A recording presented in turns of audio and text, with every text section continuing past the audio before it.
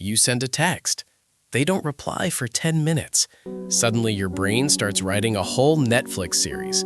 Did I say something weird? Was that too much? Why did they see it but not answer? Are they losing interest? And just like that, one simple message turns into anxiety, overanalysis, and emotional chaos. Here's the truth. You're not overthinking because you're dramatic. You're overthinking because your brain is trying to protect you. In this video, I'll show you exactly why you overthink every text, and more importantly, how to stop. Not with fake confidence, not with just don't care, but with psychology-backed shifts that actually calm your mind. And if you stay until the end, I'll give you one perspective that instantly kills 80% of text anxiety.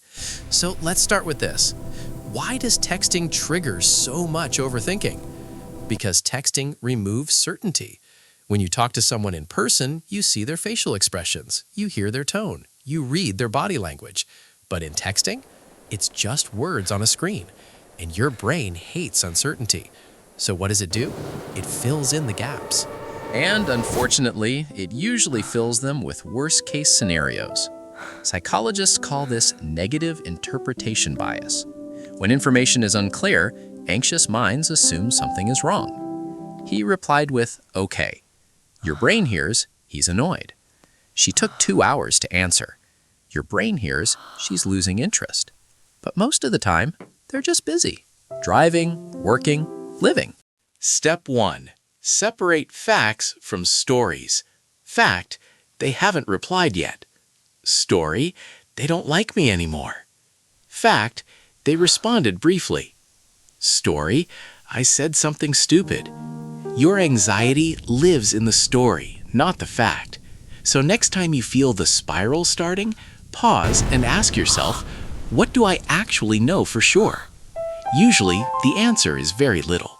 Step 2. Understand the real fear behind overthinking.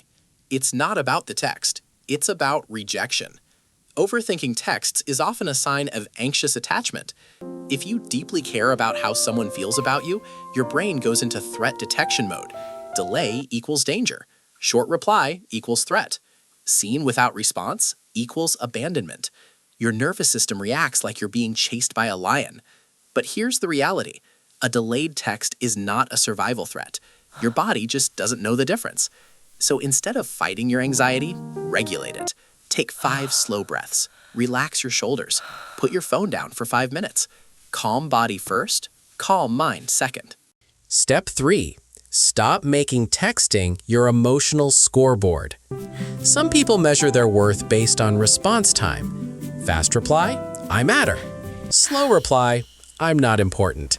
That's dangerous, because now your self-esteem is controlled by someone else's typing speed. And here's something most people don't realize. People who are secure don't overanalyze texts because they don't see every message as a verdict about their value. They assume neutral intent. Instead of, why is he taking so long? They think, he'll reply when he can. That's it. No drama, no mental movie. Step 4. Create response boundaries.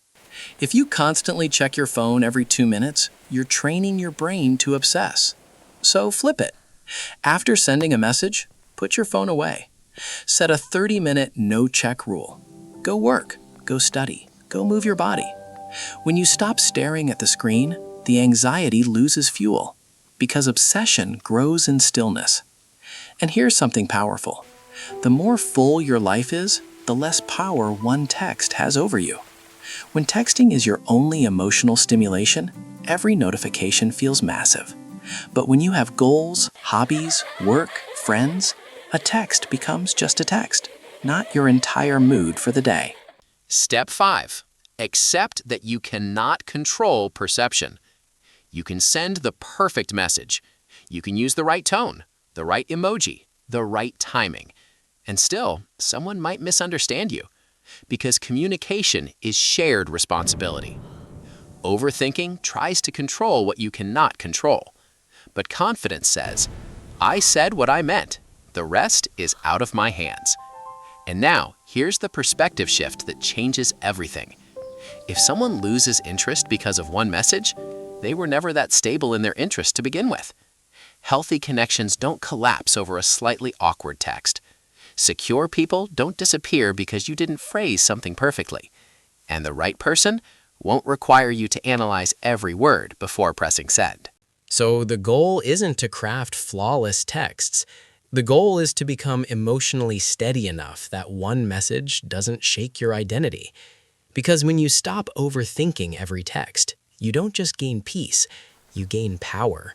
Power over your mood, power over your reactions, power over your self-worth.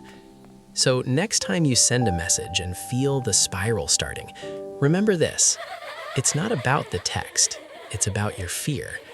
Calm your body, separate facts from stories, put the phone down, and trust that what's meant for you won't disappear because of one message. Now, I want to ask you something. What's the longest you've overthought a single text? Be honest, comment below. And if this helped you feel even 1% calmer, hit like and subscribe for more psychology that actually makes your life easier. Because your peace of mind is worth more than a typing notification.